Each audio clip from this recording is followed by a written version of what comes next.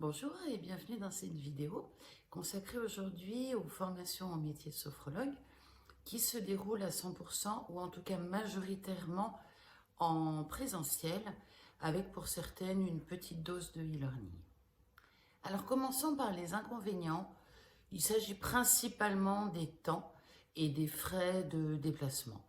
Il peut donc être important de vous renseigner sur des aspects pratico-pratiques, mais quand même importants, de facilité d'accès en transport en commun ou en voiture, facilité ou gratuité du stationnement, équipement vous permettant de déjeuner sur place à moindre coût, par exemple en apportant vos propres repas. Voilà, et donc choisir une école attentive à ces aspects peut minimiser un petit peu ces inconvénients. Ce qui m'amène aux avantages d'une formation en présentiel. Ils vont se résumer en quelques mots: disponibilité, interaction directe et lien humain. Votre disponibilité déjà, en étant dans un lieu dédié, vous êtes bien plus pleinement disponible physiquement et mentalement pour vous consacrer à 100% à vos apprentissages. Ce sont des moments que vous vous accordez rien que pour vous, en dehors de votre contexte personnel et parfois de ces contraintes, et qui peut vous polluer réellement lorsque vous suivez une formation à distance en étant chez vous. Vous n'êtes pas non plus en présentiel pollué par les aspects techniques, informatiques. Vous profitez d'une infrastructure, vous vous occupez de rien, c'est bien plus simple, et puis les pratiques se déroulent dans un cadre normalement adapté. Autre avantage qui est vraiment pour moi primordial, les interactions directes avec les formateurs et les autres apprenants, la dynamique de groupe. Notre métier est un métier de lien, et l'apprendre seul derrière un écran, moi ça me semble pas forcément très congruent ou très confortable ou très sophrologique. Et puis au-delà de l'aspect humain cher à notre métier, le présentiel peut à mon sens améliorer de façon significative la qualité de la formation. Alors pourquoi ?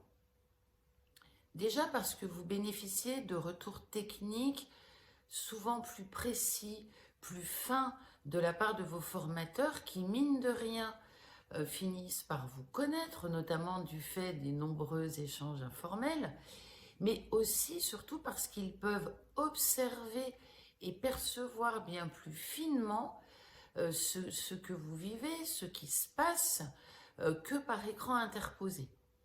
Et vous-même, vous allez vous entraîner plus facilement à affiner votre sens de l'observation, de la perception.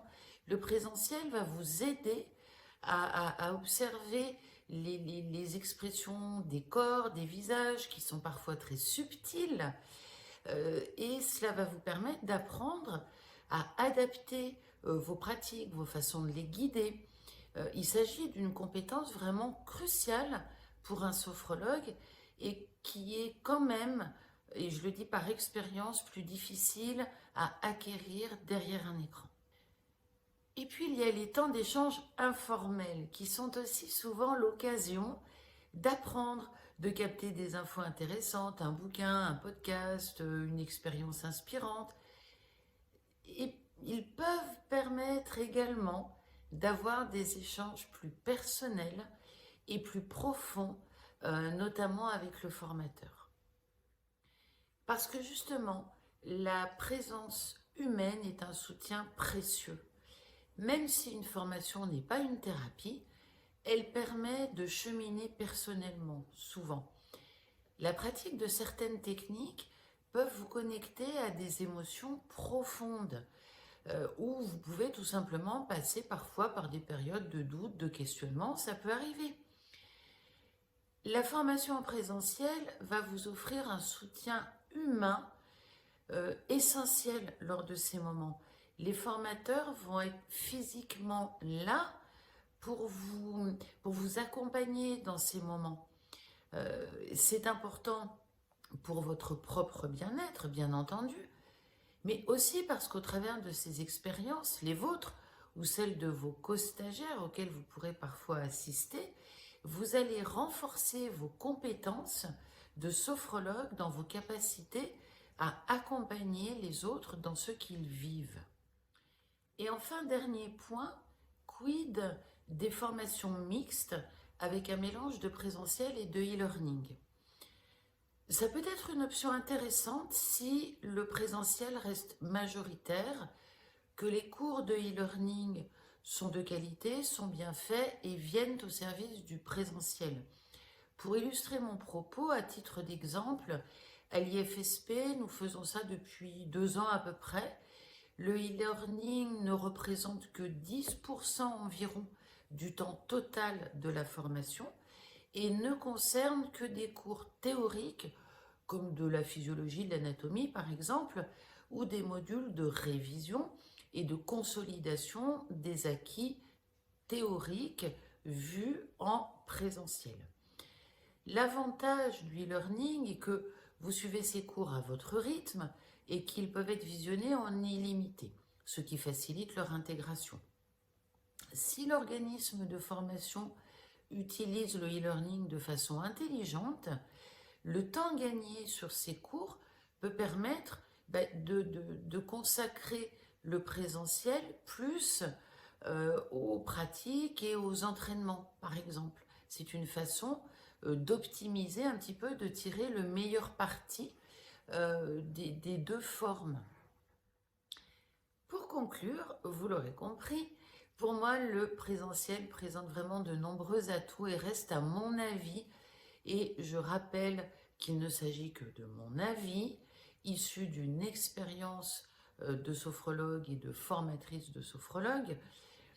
Pour moi, donc, la formule la plus adaptée à l'apprentissage de notre métier reste le présentiel, et en cas de formation mixte, il doit rester largement majoritaire. Merci d'avoir pris le temps de regarder cette vidéo. D'autres viennent toujours sur la formation au métier, mais bientôt il y en aura d'autres sur le métier en lui-même. Peut-on en vivre? Quelles sont les différentes façons d'exercer? Les avantages, les inconvénients, les qualités du sophrologue. Donc on est en train de vous préparer tout ça, ça prend un petit peu de temps. Donc en attendant, eh bien n'hésitez pas à nous envoyer vos commentaires, à liker, à vous abonner, ça serait chouette. Et puis bien évidemment, comme toujours, à nous contacter si vous avez besoin d'échanges plus personnels et de réponses à vos questions plus ciblées. Merci à vous et à bientôt.